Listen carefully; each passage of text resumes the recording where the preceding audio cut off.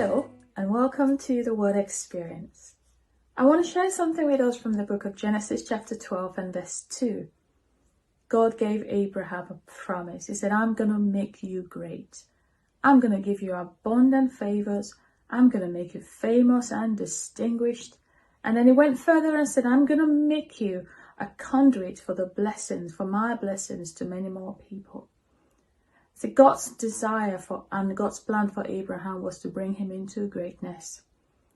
God's plan and desire for us, for you, is to bring you into greatness. But then look at Genesis chapter 17 and verse 1.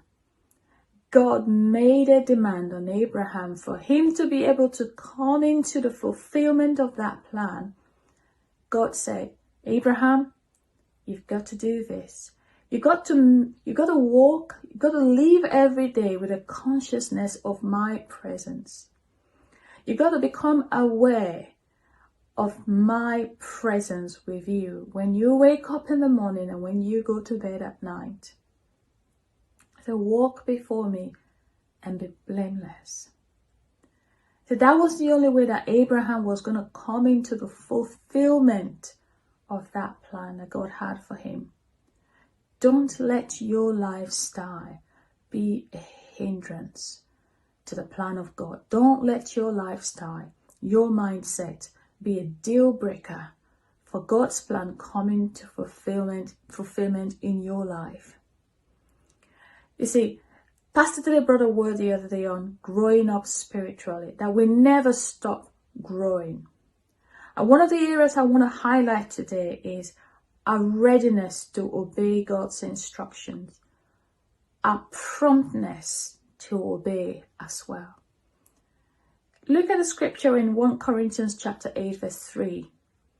So, but if one loves God truly, it says with affectionate reverence, prompt obedience, and grateful recognition of his blessing, he is known by God, recognized as worthy of his intimacy and love, and he is owned by him.